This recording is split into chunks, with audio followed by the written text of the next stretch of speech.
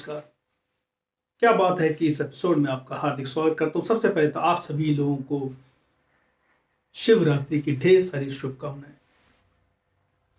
आज मैं एक न्यूज़ सुन रहा था जिसमें ये बताया गया कि एक मध्य प्रदेश जबलपुर के एक छात्र ने, जो कि शायद 2024 में नीट के यूजी के एग्ज़ाम में अपियर हुआ था, उसको वहाँ पे प्राइवेट मेडिकल कॉलेज में दाखिला नहीं मिला था, जिसको ले करके उसने वो सुप्रीम कोर्ट में पैरवी की और खुद भी 10 मिनट तक जज के सामने अपनी पैरवी की और फाइनली ये आदेश दिया गया कि उसको एक प्रोविजनली एडमिशन दे दिया जाए प्राइवेट मेडिकल कॉलेज में।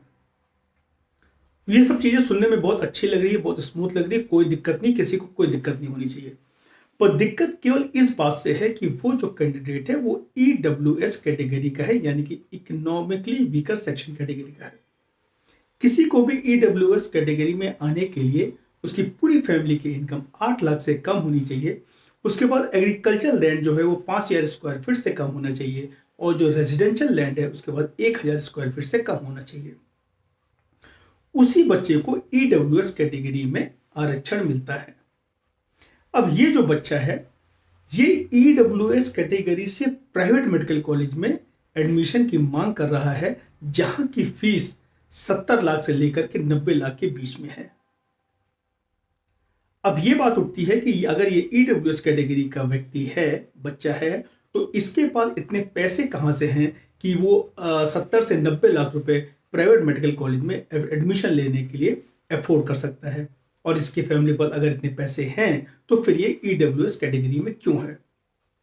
ऐसा केवल इसी बच्चे के साथ नहीं, आप नीट यूजी की जो MCC मेडिकल सेंट्रल काउंसलिंग की साइट पर जाएंगे और वहाँ के जो अलॉटमेंट रिजल्ट्स हैं, first second third allotment list आती है, उसको देखेंगे तो आप पाएंगे ऐसे बहुत सारे EWS कैटेगरी के बच्चे हैं जिनको प्राइवेट मेडिकल कॉलेज में सीटें अलॉट हुई हैं, जहाँ की फीस 90 लाख तक थी।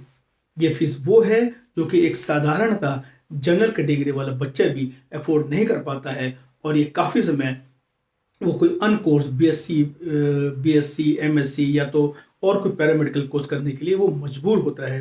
पर ये जो EWS कैटेगरी के बच्चे हैं, ये इसमें से बहुत सारे बच्चे ऐसे हैं, मेरा मानना है, जिन्होंने गलत तरीके से EWS का सर्टिफिकेट ले लिया है केवल मेरिट में ऊपर आने के लिए और आरक्षण का लाभ लेने के लिए।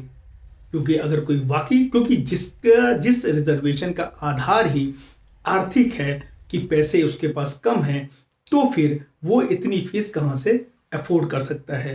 अब आप लोग में से कुछ लोग कहेंगे कि एजुकेशनल लोन भी तो ले सकता है। वो बिल्कुल ले सकता है वो एजुकेशनल लोन।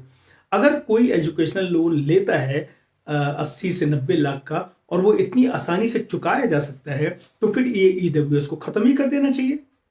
तब तो हर बच्चा जो है हर बच्चा चाहे वो गरीब हो या अमीर हो, सरकार उसको एजुकेशन लोन देने में उसकी मदद करेगी और वो आराम से उस लोन को चुका ले जाएगा। तो फिर ये EWS कैटेगरी लाने का क्या मकसद है? क्योंकि ये EWS कैटेगरी अभी 2021 से आई है, इसके पहले ये नहीं थी। ये इसको लाने की क्या जरूरत थी, ये भी अपने आप में स्पष्ट नहीं है। आज आरक्षण को लेकर के हर जगह बहुत मारामारी मची हुई है, में पहले से फूट है, तो इस पर सरकार को जरूर ध्यान देना चाहिए। विशेषकर ये EWS कैटेगरी, जो कि मुझे लगता है अपने पर्सनल फीलिंग से ये बहुत बड़ा स्कैम है।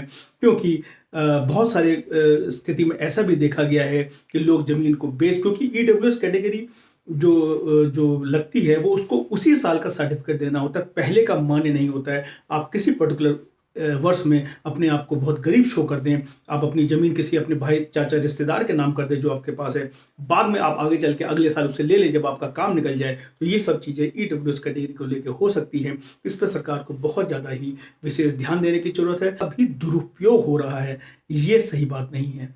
तो मैं इस वीडियो के माध्यम से ये कन्वे करना चाहता था, ज़्यादातर लोगों का ध्यान इस EWS कैटेगरी वाला जो है इस पे मैं आकर्षित और केंद्रित करना चाहता हूं। और सरकार से कभी अगर कोई जिम्मेदार व्यक्ति है तो वो इस पे जरूर ध्यान दें कि इसका मिसयूज हो रहा है।